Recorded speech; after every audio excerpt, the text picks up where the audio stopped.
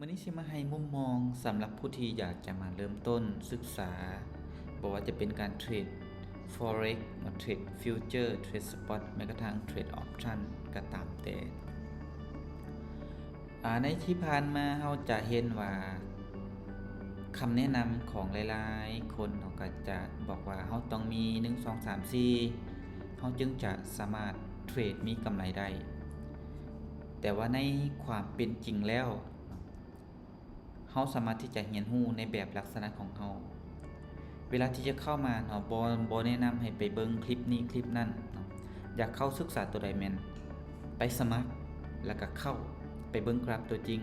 จากนั้นก็ให้สังเกตเบิ่งเนาะว่าสีนี่นะยกตัวอย่างว่าสีแดงนี่นะมันแม่นหยัง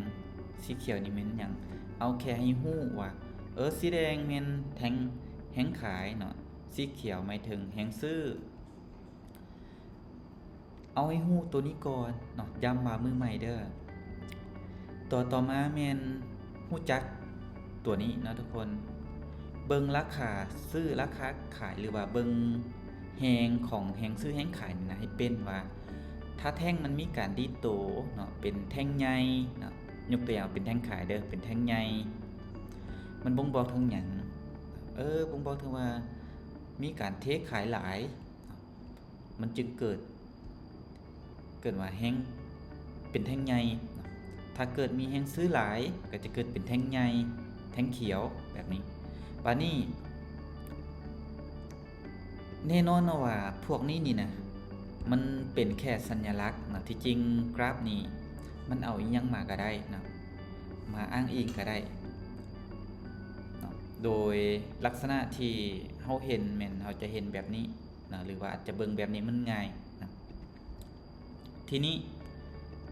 ถ้าหากว่าราคามันขยับเนาะแท่งมันแล่นขยับราคานี้ขึ้นก็บ่งบอกถึงว่าถ้าเฮาเทรด Forex เนาะก็จะบอกว่ามีแห่งซื้อมาเรื่อยๆถ้าเฮาเทรดออปชั่นก็จะบอกว่ามีแห่งซื้อเข้ามาเรื่อยๆถ้ามีราคามีการขยับลงเนาะก็บ่งบอกถึงว่าแห่งขาย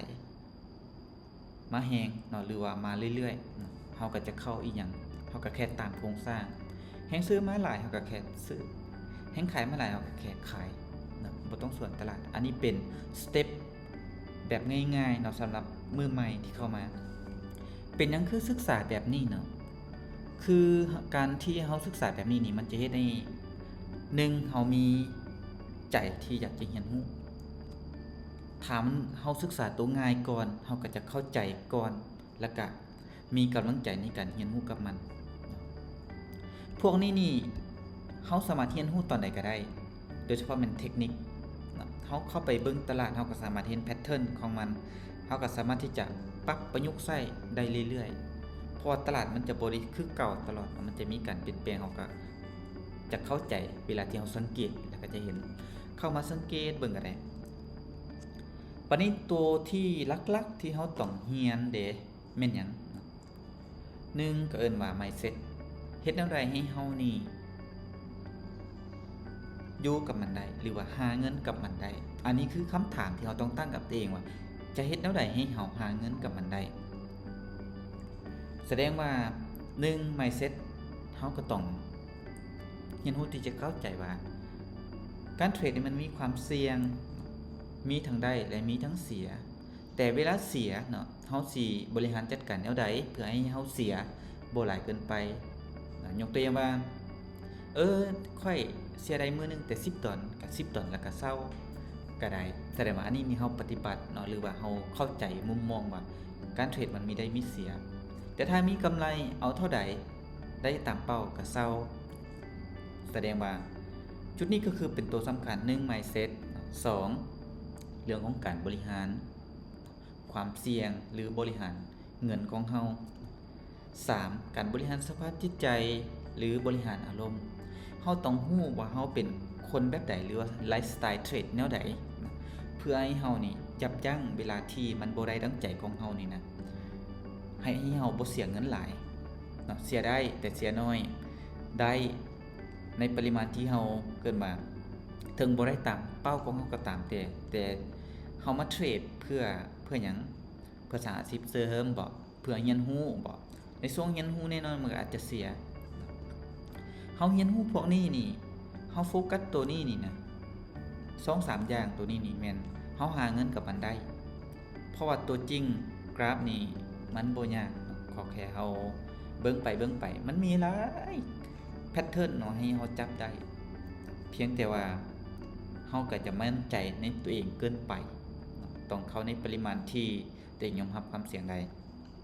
ทีนี้แล้วไอ้เว้าจังซี่ที่ผ่านมาที่เขาสอนดิที่ผ่านมาที่จุไอสอนดิคือตัวนั้นน่ะเฮาสามารถที่จะเรียนรู้ก็ได้บ่เรียนรู้ก็ได้ถ้าเฮา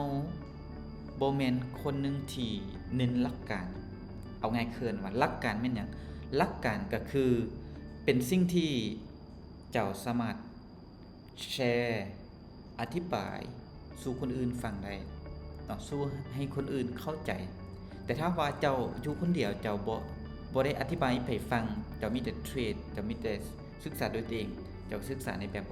ของตัวเองเลยเนาะหรือว่าคอนเซปต์ของตัวเองแต่เมื่อใดที่เฮาอยากจะอธิบายให้คนอื่นเข้าใจหรือว่ามีคนอื่นถามแล้วเฮาจะตอบได้แม่นเฮาต้องศึกษาพวกนั้นไปนำแสดงว่าเลือกเอาว่าเฮาอยากจะศึกษาแบบใดบ่จำเป็นต้องเป็นคอนเซปต์หรือการเรียนรู้คือกันขอเพียงแค่เฮาเริ่มต้นที่ดี